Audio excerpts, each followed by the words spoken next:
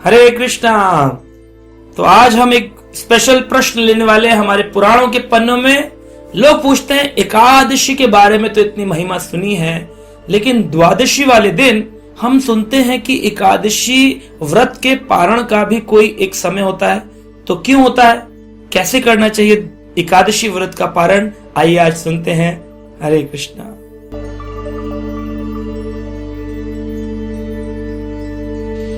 गर्ग संहिता के अंदर नारद मुनि ने राजा बहुलाश्व को ये मंत्र बताया और कहा, नागानां च यथा शेषम पक्षिणां गरुणो यथा देवानां च यथा विष्णुर्वर्णानां ब्राह्मणो यथा वृक्षाणां च यथा अश्वत्थ पत्राणां तुलसी यथा व्रतानां च तथा गोप्यः वरा च एकादशी तिथि।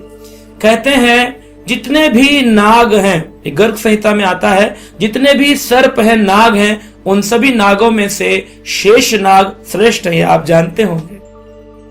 पक्षिणाम, जितने भी पक्षी हैं, इन पक्षियों के राजा हैं पक्षीराज गरुण, जो भगवान विष्णु के वाहन हैं। देवानाम, देवताओं में सबसे बड़े देवता हैं भगवान विष्णु, उनसे बड़ा कोई देवता नहीं, सभी देवता उन विष्णु भगवान कृष्ण की शरण में जाते हैं। वर्ण, चार वर्ण है, ब्राह्मण क्षत्रिय वैश्य शूद्र। इन चार वर्णों में सबसे उत्तम वर्ण है ब्राह्मण का वर्ण। ये जाति ब्राह्मण की बात नहीं है। भगवान गीता में कहते हैं कि चतुर्वर्णम मया सृष्टम गुण कर्म विभाग, जिसके गुण ब्राह्मण वाले हों उसको ऊंचा वर्ण कहा गया है।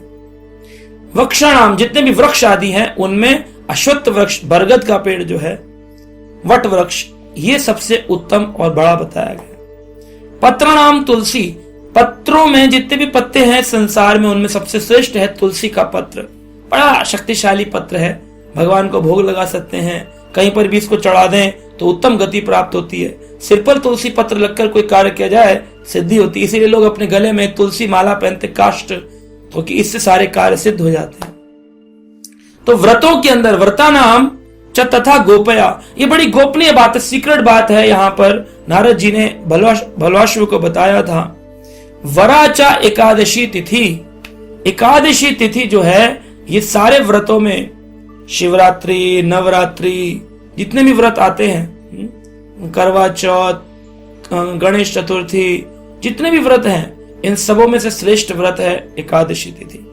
अब एकादशी किसी ने रख लिया, बड़े ही नियम पूर्वक उसने अन्न ग्रहण नहीं किया, राई के दाने के बराबर भी अन्न नहीं खाया, जो भी पाया भगवान का प्रसाद, फल, कूटू, दही, दूध, मखाना, मूंगफली दाना, ड्राई फ्रूट्स, ऐसी चीजों से उसने अपने व्रत को पूर्ण किया। अब पूर्ण कर लिया, आज का दिन निकल गया, लोग बोलते हैं इसका समापन तरीका क्या है, इसको पारण कैसे करते हैं। तो एकादशी के अगले दिन, मान लीजिए आज 10 तारीख को एकादशी है, अब कल 11 तारीख को मान लो द्वादशी आई, तो द्वादशी काल के अंदर पारण का एक समय होता है जो निर्धारित होता है, जो वैष्णव कैलेंडर से देख सकते हैं। सुबह 7 बजे से लेकर 10 बजे तक, 8 बजे से लेकर 11 बजे तक, कई बार 6 बजे से लेकर 6:30 बजे तक, कभी 1 मिनट का ही पारण काल होता है कि 6:01 से 6:02 तक। तो हमें ये पारण काल हर एकादशी का अलग अलग होता है। पारण काल का मतलब होता है एकादशी अब इस समय पर जाकर एकादशी तिथि पूर्ण हो जाएगी, उसके बाद द्वादशी तिथि प्रारंभ हो जाएगी। तो वो व्यक्ति को जानना चाहिए कि कौन सा समय फिक्स है और उस समय में क्या करें। समय पता चल गया तो लोग बोलते कैसे पारण करें, कैसे अब अपने व्रत को तोड़ें, ऐसे लोग बोलते हैं। आपको भगवान जगन्नाथ का निर्माल्य, एक आता है पिंक कलर के बैग में, निर्माल्य के चावल होते, किसी भी जगन्नाथ मंदिर में आपको मिल जाएंगे।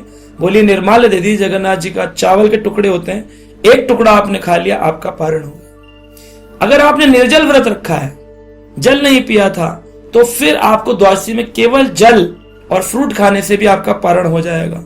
लेकिन अगर आपने फ्रूट खाकर अपना व्रत रखा है तो द्वादशी के दिन आपको एक अन्न के दाने से ही पारण करना है। अब निर्माल्य नहीं है तो क्या करें ऐसी स्थिति में? तो फिर आपको अपने घर में चावल बनाना है और उस चावल का भोग जगन्नाथ या कृष्ण को लगाना है, लड्डू गोपाल को लगाना है तुलसी लगा के, और भोग 10 मिनट बाद उस चावल के दाने को आप प्रसाद के रूप में ग्रहण कर सकते हैं, क्योंकि अब निर्माल्य नहीं था, क्या कर सकते थे। अगर कभी ऐसा हो कि पारण का काल निकल गया और हम बिजी थे, हमें याद नहीं रहा, अब क्या हमारी एकादशी खराब हो जाएगी? खराब तो नहीं होगी, लेकिन एकादशी का पूर्ण फल नहीं मिलेगा। एकादशी का पूर्ण फल तभी मिलता है जब द्वादशी का सम्मान पारण काल में उस चावल के दाने निर्माल्य जगन्नाथ प्रसाद को ग्रहण करके किया जाता है। अगर आपके घर में कोई अन्न प्रसाद नहीं है और आप लेट हो गए किसी कारणवश और आप नहीं ग्रहण कर पाए, तो क्या करें? तो कुछ नहीं करना है, अगली बार आपको ध्यान पूर्वक उस समय के पहले ही तैयार होना है और अगली बार गलती नहीं करनी। इस बार जो हो गया, ठाकुर जी जानते हैं, आपकी इच्छा थी, आप पूरे तैयार थे, परंतु किसी कारणवश आपका ये पारण काल निकल गया, इसलिए घबराने की जरूरत नहीं है। एकादशी सबसे उत्तम व्रत सबको करना चाहिए, और जैसे हम एकादशी देवी का सम्मान व्रत करके करते हैं, ऐसे ही द्वादशी देवी का सम्मान हमें उस पारण काल में व्रत को पारण करके, व्रत को संपन्न करके करना चाहिए। जब संपन्न करते हैं तो क्या मंत्र बोलें? कोई मंत्र है? मन में सोचना चाहिए कि ये एकादशी व्रत जो मैंने किया है, अब मैं पारण करने जा रहा हूं, कृपया कर मुझे आपके जो भी मनवांछित इच्छा है उसको हे कृष्ण पूर्ण करिएगा। ऐसा बोलकर एक मंत्र है जो प्रसाद खाने से पहले वैष्णव लोग बोलते हैं।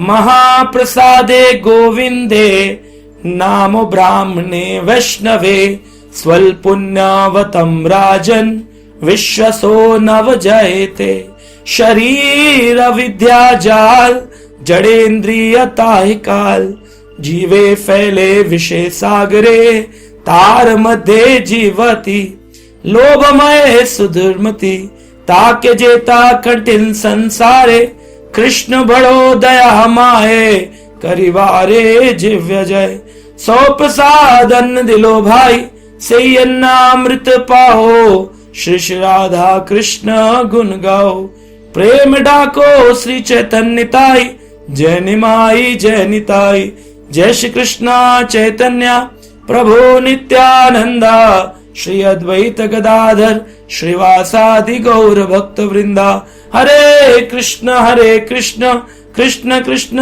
हरे हरे हरे राम राम राम हरे हरे। महाप्रसाद की जय। इतना बोल करके आपको ग्रहण कर लेंगे। शुरुआत में आपको याद नहीं होगा, लेकिन इसको लिख लेंगे, रोज बोलेंगे, तो रोज प्रसाद खाने से पहले से बोलना चाहिए, और विशेषकर द्वादशी वाले दिन तो बोलना ही चाहिए। हरे कृष्णा।